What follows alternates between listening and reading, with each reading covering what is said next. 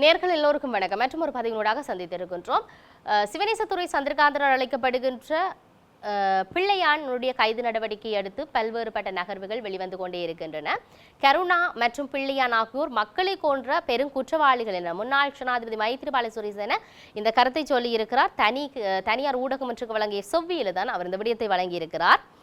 விடுதலை புலிகளின் அமைப்பில் இருந்த பொழுது பெரும் குற்றமளித்தவர் தான் கருணா மற்றும் பிள்ளையான். இவ்வாறு குற்றமளித்தவர்களுக்கு அரசியல் பதவிகள் வழங்கப்பட்டமை தவறான முடிவாகும். பிள்ளையானின் விடுதலை புலிகள் அமைப்பில் இருந்தவர் அப்படிப்பட்ட ஒருவருக்கு எப்படி பதவிகள் வழங்கப்பட்டது என்ற கேள்வி எழுப்பியிருந்தார்.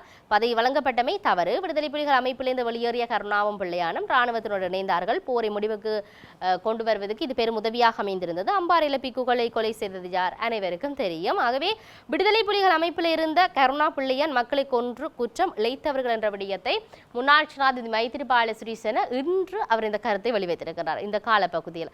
ஆகவே இது சற்று சிந்திக்கப்பட வேண்டிய ஒரு விடயமாக இருக்கிறது. ஏனென்றால் யுத்தம் இடம்பெற்று பல ஆண்டுகள் நகர்ந்துள்ளது. இந்த பின்னணி இருக்கிற பொழுது தற்பொழுது பிள்ளையானுடைய விசாரணைகள் அவருடைய விளக்கமறியல் நீடித்து அவர் சிறையில் வைக்கப்பட்டிருக்கின்றார். அவர் விளக்கமறியல் என்பது நீடிக்கப்பட்டிருக்கிறார். அவருடைய நகர்வுகள் உயிர்த்த ஞாயிறு தாக்குதலை கொண்டு போகுது.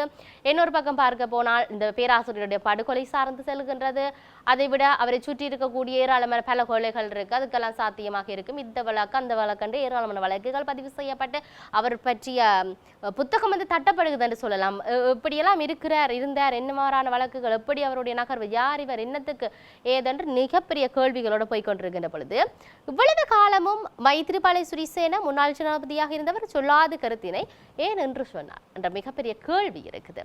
ஆகவே இதனுடைய நகர்வு எப்படி நகரப்போகின்றது என்பதை பார்க்க வேண்டிய தேவை இருக்கின்ற பொழுதுதான் பிள்ளையான் என்று அழைக்கப்படுகின்ற முன்னாள் ராஜாங்க அமைச்சர் சிவனேசதுரை சந்திரகாந்தன் சார்ந்தான விசாரணைகள் சார்ந்து ஏராளமான நகர்வுகள் இடம்பெற்றுக் கொண்டிருக்கின்றது. ஆகவே கடந்த 22ஆம் தேதி நடைபெற்ற ஊடகவியலாளர் சந்திப்பின் போது அவர் கருத்துக்களை முன்வைத்திருந்தார். அமைச்சரவை முடிவுகளை அறிவிக்கின்ற அமைச்சரவை பேச்சாளர் நலிந்த ஜேதிஸ்ட பல விடயங்களை சொல்லியிருந்ததை பார்க்கக்கூடியதாக இருக்கிறது.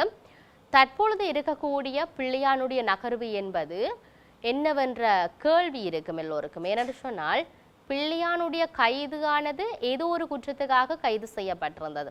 இந்த பேராசிரியர் ரவீந்திரநாத்தினுடைய படுகொலை கடத்தல் சம்பந்தப்பட்ட ஒரு விடயம். ஆனால் இங்கு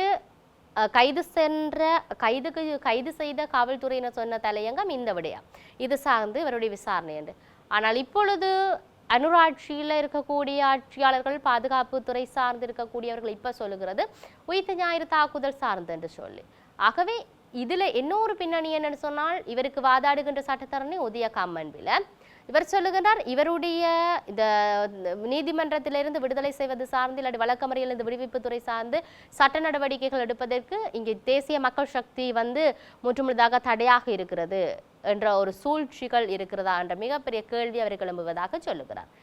ஆகவே இப்பொழுது இருக்கக்கூடிய கேள்வி என்னென்றால் பிள்ளையானுடைய கைது எதற்காக? உண்மையில் உயிர்த்த ஞாயிறு தாக்குதலா இல்லை என்று சொன்னால் அங்கு காவல்துறையினர் ஆரம்பத்தில் கூறியது போல ரவீந்திரநாத்தினுடைய படுகொலை சார்ந்தா என்ற கேள்விகளோடு பயணிக்கின்ற பொழுதுதான் சாணக்கியன் நேற்று முன்தினம் சொல்லியிருந்த ஒரு விடயம் பிள்ளையான் ஏன் கைது செய்யப்பட்டார் என்றதை தாண்டி இந்த அவருடைய வழக்கு வந்திருந்தது. தான் வழக்குக்காக சொன்ன ஒரு விடயம் இவர் தான் பேசுகின்ற பொழுது சொன்னார் இது உயிர்த்த ஞாயிறு தாக்குதலுக்கும் பிள்ளையானுக்கும் தொடர்பு இருக்கிறது. ஆனால் இப்போ இருக்கிற நகர்வுகளை பார்க்க அங்கே தொடர்பு இருக்கிறதை போன்றுதான் தெரிகிறது என்ற விடயங்களை எல்லாம் அவர்கள் முன்வைத்திருந்ததை நாங்கள் அவதானிக்கக்கூடியதாக இருக்கிறது. இதையும் தாண்டி பிள்ளையான் என்று பரவலாக அறியப்படும் முன்னாள் ராஜாங்க அமைச்சர் சிவனேசதுரை சந்திரகாந்தன் ஏப்ரல் மாதம் 8ஆம் தேதி மட்டக்களப்பில் குற்றப்புலனாய்வு திணைக்களத்தினால் கைது செய்யப்பட்டு ஏப்ரல் 12ஆம் தேதி அன்று பயங்கரவாத தடுப்புச் சட்டத்தின் கீழ் 90 நாட்கள் தடுத்து வைக்கப்பட்டிருக்கிறார்கள்.